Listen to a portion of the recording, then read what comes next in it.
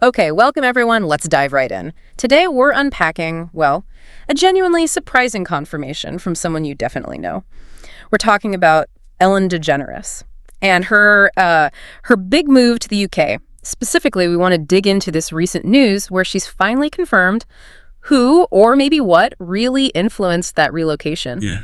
It's quite something. It's not just, a celebrity changing address. It's about a major political figure apparently shaping a very personal and seemingly permanent choice. Yeah, it's definitely intriguing. So for this deep dive, our main sources are a New York Post article. It's from July 21st, 2025. The headline is Ellen DeGeneres, Trump's Influence on UK Move.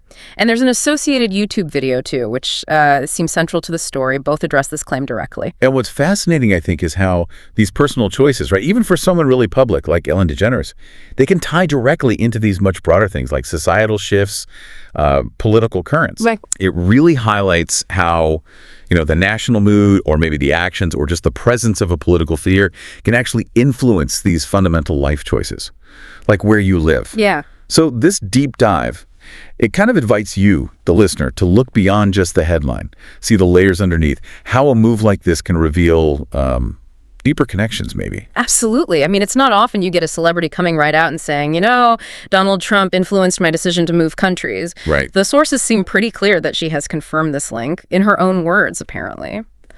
So what did the New York Post in the video actually show about how she put it? How did she frame this influence? Well, the YouTube video seems key here, and the Post reported on it. It sounds like Ellen was speaking pretty candidly. She didn't seem to point to, one specific policy or a single event, Ah, okay. Instead, the article uses phrases like, she talked about a palpable shift in the national atmosphere. A palpable shift. Yeah, and also an overwhelming feeling of divisiveness that she felt was sort of permeating American life back then. She apparently mentioned wanting a quieter, more unified environment. Unified, right. And that the political climate under Trump just made the UK feel like a better long-term fit for her and Portia. That's really interesting. So palpable shift, divisiveness, it wasn't a direct thing then, like a policy impact, more the overall feeling, the vibe. Exactly. That's what the article really underscores.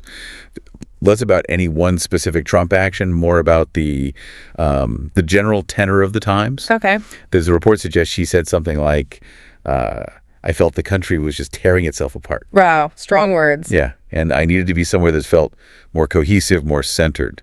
It kind of speaks to that broader psychological impact, doesn't it? Mm-hmm. How political rhetoric and leadership style can affect people personally, especially maybe people in the public eye who feel those tensions really acutely. Yeah, you can see that. How our sense of well-being gets tied up in the political climate. Definitely. And tearing itself apart, that sounds, pretty final. It suggests this wasn't just a temporary feeling for her, right? The sources mentioned she was quite clear about the permanence of it all. Yes, exactly. That's a really key point from both sources. They both highlight this very direct quote from her, "We're staying here." We're staying here. Okay. That phrase is pretty significant, isn't it? Yeah. It takes away any idea that this is just a long visit or a temporary break. Right. It's not a sabbatical. No. It signals a real fundamental long-term decision, redefining where home is. Right. So yeah, not just changing your mailing address. It sounds like a deeper search for stability, belonging, influenced by the environment she decided to leave. That phrase really does land with some weight. We're staying here. It makes it clear this wasn't like a whim. It genuinely prompted this huge life change. So looking at the sources overall, what really stood out to you about this specific situation, this high-profile move? Well, what stands out, I think, is that, while Ellen's obviously a very public example, this idea isn't entirely new. Politically motivated migration, even for people with resources, it's something that has happened throughout history, right? Sure. It just highlights that for some people, the political environment isn't just background noise or news headlines. It becomes a direct motivating factor in where they choose to build their lives. Yeah. It does make you wonder, doesn't it, how many other people, maybe not so publicly, are making similar kinds of calculations about where home feels right based on the way the political winds are blowing. Yeah, that's a really good point. So let's bring this together. What we've unpacked today is this confirmation from Ellen DeGeneres, a major public figure openly stating that a significant political figure, Donald Trump, was a direct influence on her decision to move to the UK. And crucially, not just to visit, but to relocate permanently, with her own words underlining it. We're staying here.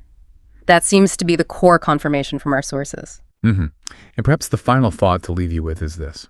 Beyond just Ellen or this specific celebrity story, think about how the political landscape, nationally, internationally, how it might be shaping individual choices, quietly maybe, or sometimes overtly, choices about where we live, where we work, how we even define home in a world that feels like it's always changing.